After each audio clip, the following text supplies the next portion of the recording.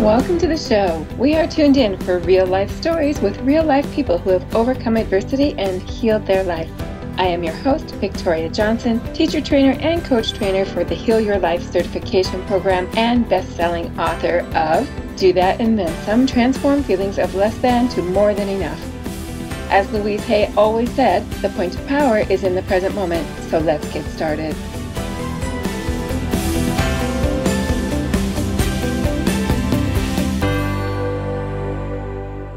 Hello, everyone, listeners and viewers. It's so great to have you back for yet another amazing podcast. I know you hear me say that all the time. I'm really excited about our guest today, though. I just can't stop smiling. She is the founder of WiseMind Yoga. Her name is Jennie Wise, and she is joining us today to talk to us about burnout and those feelings of being overwhelmed. She has a master's degree in health science. She's an entrepreneur. She does something that is called private yoga psychology, which I'm excited to learn more about. You can find out more about Jennie while we're talking at wisemindyoga.com. And if you go to wisemindyoga.com/meditation, there's some really great treasures there for you. So again, check out wisemindyoga.com. This is Jennie Wise, and welcome to the show. Thank you. Thank you so much for having me. I'm super excited to be able to share all this information with everyone and just share my work. Oh, you just have such an inspiring story that I feel like so many people are going to be able to relate to. So can you kind of take us back to the beginning of your healing story, where you were feeling really burned out and overwhelmed? Sure. So that was back in actually 2013. So it's been about 7 years. And at that point, I had been going on 20 years, about 17 years of being in the corporate world in a very high stress environment that was the majority of men. I was, a small 1 to 5% of the women in this career. And I worked with a lot of large corporations like Fortune 100 companies. I worked in software. So it was very there was no kind of stopping point, if that makes sense. It was going 150 miles an hour all the time. I had, no stress resilience skills, no yoga skills, no meditation skills, did not know what mindfulness was, did not know what self-awareness even was. I wasn't even conscious at the time of the fact I was running 150 miles an hour because I was addicted to work. I was a workaholic.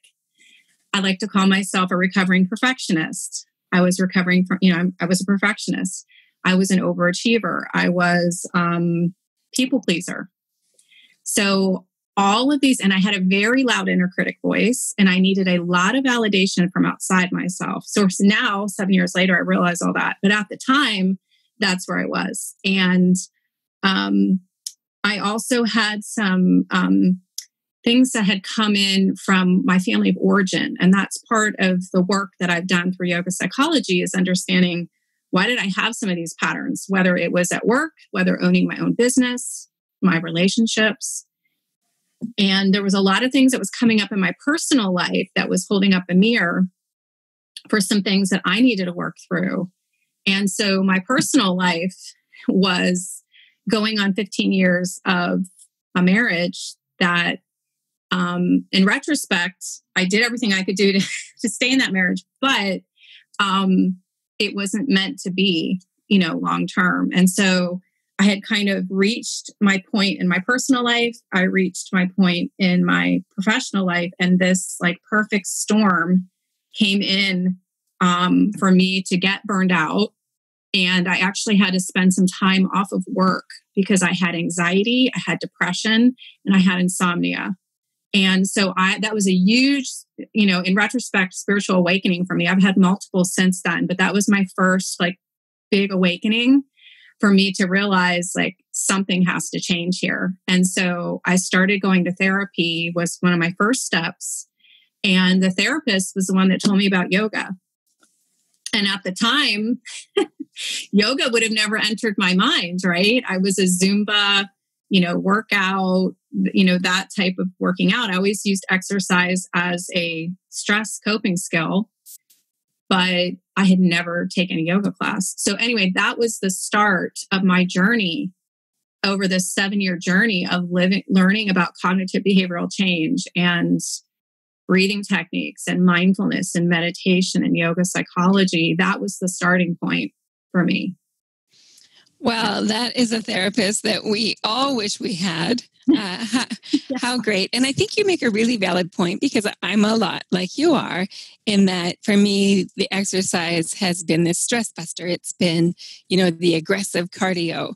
And when I think of yoga, I'm like, oh God, that sounds painful, right? Just in the terms of being still, right? Mm-hmm. We're so used to going 150 miles an hour that all of a sudden we're thinking about being still, and it sounds really challenging and really terrifying. And now, of course, since then, having taken several yoga classes, I know the difference, but I understand that personality type. I just want to go back a little bit, and for our listeners and our viewers, I want to ask you, how would they recognize if they've got burnout in their life? Well, first of all, you probably might be getting signs, physical signs in your body, right? So I was getting these for years, but again, I didn't have that mind-body awareness or that mind-body wisdom to know that my body was trying to send me a sign. So for example, I had elevated blood pressure. I had headaches, constant headaches all the time. I would have issues with my back. So the point being that oftentimes, the stress obviously manifests in your body and in your mind, and it will come out either in anxiety or depression, or insomnia, some kind of physical ailment. And that's one way that you'll know that you're starting to get burned out, or you're waking up every day dreading going to whatever job you're at.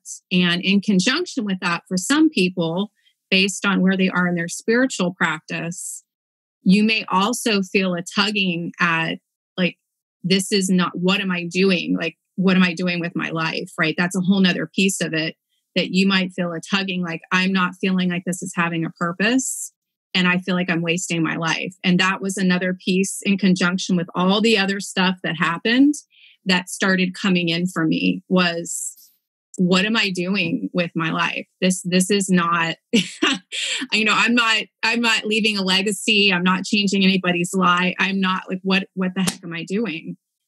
So if you're feeling that way, or there might be multiple signs that are coming, whether it's spiritually, mentally, emotionally, physically, that are coming at you. And so the key is to be able to still your mind and your body, to be able to listen.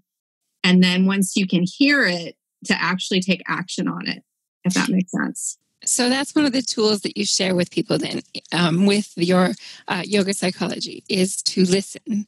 So when you're listening, are you asking the body, what is it that you're trying to tell me, say, through the headache? Mm-hmm, through the headache. And you also can start to train yourself from a fight or flight and stress resilience perspective to start to notice, like, oh my gosh, like my heart rate is increasing. My breath is getting shallow. I'm starting to notice my thoughts are racing, right? So there's always signs that are always coming from the body and from the mind. And if we can start to train ourselves, I call it a samurai mind, you can actually start to lessen the amount of times you end up in fight or flight, and you're able to get yourself out more often. So that, of course, is going to help you not have to go to that point of burnout, or to help you get out of that if you are in burnout, if that makes sense. And so that's one of the reasons why I'm so passionate about teaching these skills, is because I don't want people to end up where I ended up, like to have to get to that place to learn these skills, if that makes sense, right? Like I want to be able to prevent suffering for other people, that they don't have to go to that point that I did, which was way, way low down, and like my whole life stopped for a few months. Yes. And I think that it's really important what you said is, if you're listening to this, likely you're not at rock bottom, because when you're at rock bottom, the last thing you want to do is listen to this, right? But if you're listening to this now and you're recognizing those signs in your life, I know I've seen those signs in my life. I've seen them in the lives of people around me, all those signs. And like you said, learning to recognize them. And I liked what you shared about the signs being things like elevated heart rate or shortness of breath, just kind of where you feel yourself tipping into that fight or flight response. Because one thing that I've noticed is that I don't even have to be in the present moment for that to happen. I can be thinking about something that maybe happened 10 years ago, and then I can recognize that I'm breathing more shallow and so on. So how does that work from a memory perspective? So it's interesting because definitely memories can come up and trauma can come up. And that, of course, is going to trigger you. And that is going to have a bodily response, right? So that somatic response, as you know, between mind and body. And that's another thing I teach with yoga psychology is you being able to learn your triggers and figuring out what are ancestral patterns in your family that maybe have not been healed. And that is what's causing your triggering. So could you give us an example of that? Yeah. So, and then let me just say this before I forget. Remind me, I'm going to talk about emotional release because that's important too. Okay. But with the ancestral patterns, okay, so I'll give you an example of myself. So in my family of origin, we had 4 generations of verbal and physical abuse that happened and emotional abuse. And by the time it got to me, it was more probably verbal or emotional abuse. And that created a lot of emotional instability in me as far as me not being able to regulate my emotions, right? So I would get really sad, or I would have anger, or I would have trouble just controlling my emotions. And that is identifying that what we call in yoga the self-discovery process in yoga psychology, to kind of take a step back and look at how our past is affecting our present so that we can move on to the future. And that doesn't mean like that we're sitting back and we're placing blame on our parents or we're playing a victim role. It's more just an understanding and a self-discovery process of why am I reacting in these situations? Why is this coming out, whether it's in your business or whether it's in your personal life and your relationships? Why am I getting triggered this way? And why am I responding this way? Because great questions to ask yourself. So that, of course, is going to affect, your burnout as well. Because if you don't heal those wounds that continue to get passed down over generations, they will continue to play out until they're healed.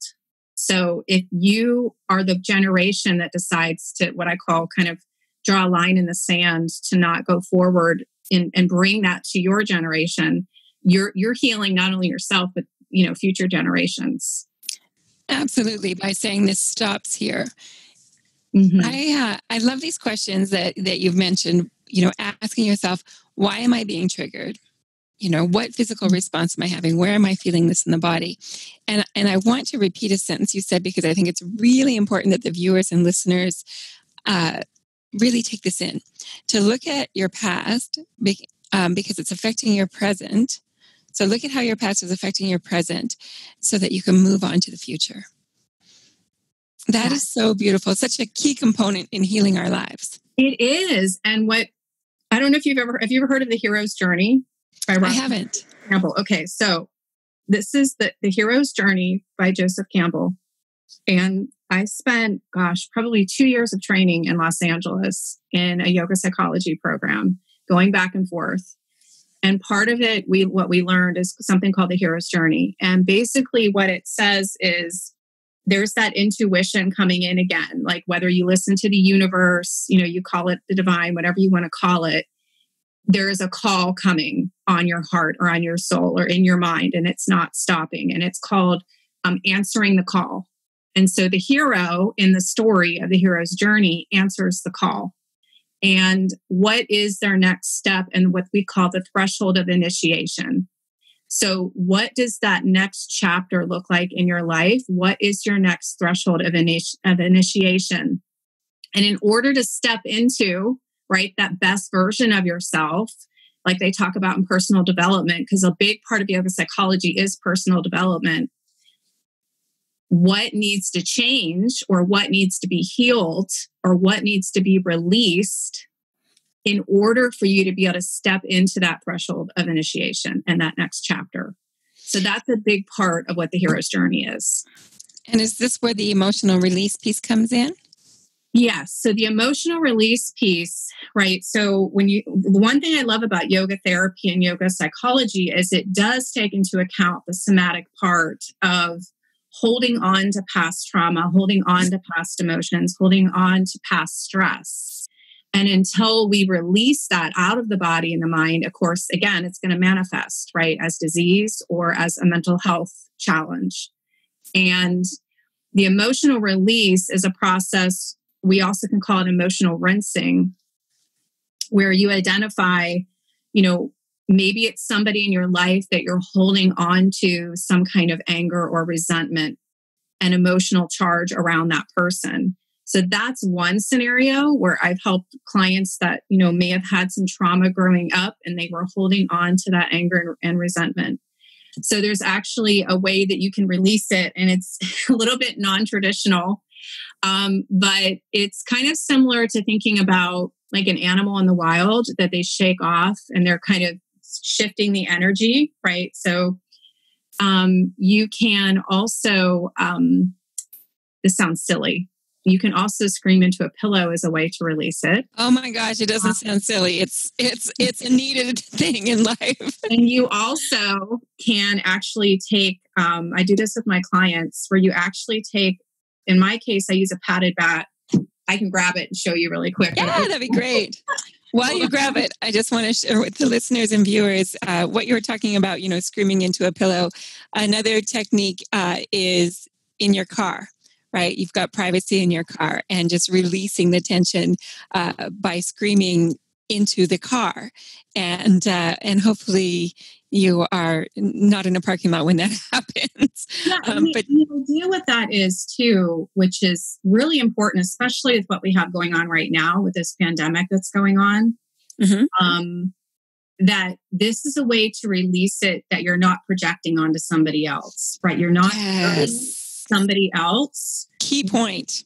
Yeah, when you use these tools, and which is super important. And this was important before this all started, but it's especially important now, because how can you find some healthy ways to release these emotions like fear and anxiety and grief? A lot of us are going through grief or past trauma that might be resurfacing for us because we're in this state of uncertainty and panic right now.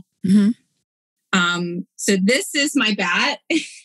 I love it. I love it. Okay, so it's like it's foam. Is it foam? It's foam. Yeah. And you basically will hit this into, that's what I do with private clients. We hit it into a big pile of blankets or a big pile of bolsters. And I've been teaching my private clients to do this at home also, so that, the idea is that you become your own best therapist. So I want to give people the tools for stress resilience, right? For mindfulness and meditation and breath work. And also these types of tools called rinsing and journaling and emotional release, so that they can do that on their own once our program is complete, if that makes sense. It absolutely does. Time together. Yeah. And I think that makes sense to what you said about the journaling. I know one thing with my Heal Your Life work that we really encourage people to do is the journaling piece for releasing. And then, you can use a pillow and just whatever comes into your mind and just, taking it out on that pillow or, like you said, screaming into the pillow, whatever it is. And I really liked what you said about releasing without projecting it onto someone else. Right. And that's super important because, and it's so funny, it kind of gives me chills because I've been talking about this for years that, we're all walking around with these unhealed wounds, right? We're all walking around triggering each other, projecting onto each other every single day. But when you add what's going on right now with the pandemic, that is all super exacerbated and, exemplified, if that makes sense.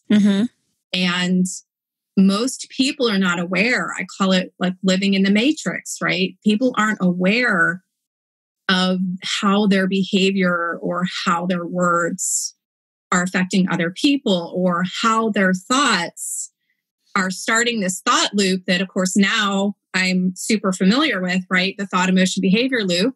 Mm-hmm. But I didn't know what that was 7 years ago. I had no idea. If someone would have told me, your toxic thoughts, your negative thoughts, or getting into rumination or getting into catastrophizing is going to lead to XYZ, I would have had no idea what they were talking about. Absolutely. And, it just becomes such a habit, the thought, emotion, and behavior, that it just becomes our new normal. And that's really what we want to avoid. And especially in a time, like you said, with the pandemic going on and so on. And we don't want to buy into these beliefs, whether it's about our health and our safety, or whether it's about our finances and the economy. We don't want to have, the thought, I'm going to lose all my money. The economy is crashing. There's not going to be enough for everyone, which then, of course, brings you into that emotion of fear and anxiety. And then your behavior follows that, right? What we want to do is really control our thoughts and know that there is enough for everyone, that we are safe, that this too shall pass, and that we are all getting through it. It's new for all of us, and everything's going to be okay. Everything will work out for our highest good. And so I really want to encourage the viewers and the listeners to really embrace what Jennie was saying about being aware of that loop. Your thoughts, your emotions, your behaviors, really be aware of it. So just, even as you go throughout your day today, kind of try and catch yourself when you start down a loop and say, okay, now I know where this is going, and I'm going to change the direction. Absolutely. I really appreciate you sharing that. I really do. So I wanted to ask you one more thing before we go. And that is, again, about these patterns that we were just talking about. So I just advise the listeners and the viewers to catch themselves in that loop. One thing that you teach is that you can decide to change your life and patterns at any time. Mm-hmm. So how would you intercept that loop? So it's interesting because it all starts with self-awareness, right? And it sounds really simple. But once you have identified that there's something, a loop, a thought pattern that you want to stop, right, that's not working for you anymore. Mm-hmm. Once you identify that, so let's just use a common one is perfectionism, or the inner critic voice, right? That voice that tells us, who do you think you are? I'm not good enough, right? That loop that we all have, right? So one of the things I talk about is, asking yourself on a scale of 1 to 10, 10 being the loudest, how loud is your inner critic voice? Because I had an extremely loud inner critic voice, and my perfectionism was very loud. And there's actually 7 different types of inner critics. And one of them is perfectionism. And the other one that is very common is the taskmaster. And the taskmaster is the one that's associated with workaholics, or the people that feel like they never get enough done. And they make a list of, say, 100 things when realistically you can only get 10 things done at once, in one day. I'm just using that as an example. But as far as being able to change that thought loop, once you identify that this is something that's not working for me anymore, like, for example, I don't want to bring perfectionism into every situation that I have. And being able to identify that I am bringing these expectations, right? So this is a huge one. I want your listeners to hear this, because this is probably one of the most common things that, thought loop patterns that I deal with is people bringing their expectations into any situation, and bringing the judgment into the situation. And if the expectation and the judgment, right, the judging of the not meeting of the expectations from a perfectionist standpoint, when it doesn't look exactly that way, whether it's planning your kid's birthday party, or it's something at work, or it's your husband's not acting exactly the way you think he, quote, should be, that's what causes the most suffering. But once you choose that you don't want that pattern anymore, then every time you are aware of that thought coming in, you can redirect it, right? So, and you actually create that new neuron pathway. So that's what's so cool. I'm sure you've heard of neuroplasticity and the neuroscience piece of it, that I could talk about this all day, but that's what I think is so fascinating, because I was into my 40s before I changed all these patterns. I mean, they were things that I did the rest of my whole life, and I don't have them anymore. I don't beat myself up anymore. I don't have perfectionism. So just the fact that you can do it, and through meditation, through breath work, through self-awareness, whether it's yoga, whether you choose to do Tai Chi as a form of movement, all these things together is what helps you create these new neuron pathways and these new patterns. And then the old one gets weakened. And like you said, then the new normal feels normal and the old pattern doesn't feel right anymore. So like if I ever get into a loop of beating myself up, it doesn't feel normal anymore. And so I get out of it more quickly, if that makes sense. Absolutely. Yeah. The behavior follows. Yes. I could just talk to you all day. I love what you're sharing. I want to tell the listeners how they can hear you more and learn more about you. You have on Facebook, you are at WiseMind Yoga Meditation and Mindfulness Center. So WiseMind Yoga Meditation and Mindfulness Center. But also you have a free group on Facebook. I would really encourage, if you like what you're hearing, and I know you do, go ahead and join this group, WiseMind Science and Soul of Success Tribe. WiseMind Science and Soul of Success Tribe. I'm sure you talk about these things there. Yes, I do. And I would be really interested to learn more about, the voices of the inner critic that you were talking about. Do you have this at your Facebook group as well? I actually did a talk on that. Gosh, at this point, it was over a month ago. But yeah, I have a recorded video on the 7 types of inner critics. Yeah. I will be checking that out. And it's on the group? Yes, it's in the free group. Mm-hmm. Okay, WiseMind Science and Soul of Success Tribe. On Instagram, you can find Jennie at Jennie, that's Jennie, WiseMind Yoga. Again, the website is, help me out here. It's www.wisemind, W-I-S-E, mind, as in mind, I can't spell, mind.com, or I can't even spell right now, wisemindyoga.com. Excellent. /meditation. So okay. www.wisemindyoga.com/meditation. Okay, perfect. So wisemindyoga.com /meditation. Jennie, thank you so much for being on the show. We speak the same language and I just love what you're doing in the world. Oh, well, thank you. And thank you so much for inviting me and taking the time for me to share my story and to share all these tools and lessons learned and soul lessons. And that's why I'm so passionate about this, because I just want to share, what I've taken 7 years to learn so that somebody else doesn't have to try to fumble around to figure this stuff out. So that's the work that I'm trying to do. And people need it now more than ever. They absolutely do. And you're doing an amazing job of uplifting people and helping them identify those behaviors and change their life. Thank you for everything that you do. So it's Jennie. And do you have an email address I can share? Yeah. So it's Jennie, JENNIE .wisemindyoga@gmail.com. Perfect. Go ahead and reach out to Jennie there and at her website, wisemindyoga.com. Thanks again for being on the show. It's been fabulous. I can't wait to learn more about you. Thank you so much. Namaste. Namaste. Thank you. Thank you for joining us today. If you would like to become an internationally certified Heal Your Life teacher and coach, please visit thetraining.ca. To be a guest on the show and share your story, please visit victoriajohnson.org. Thank you so much for joining us.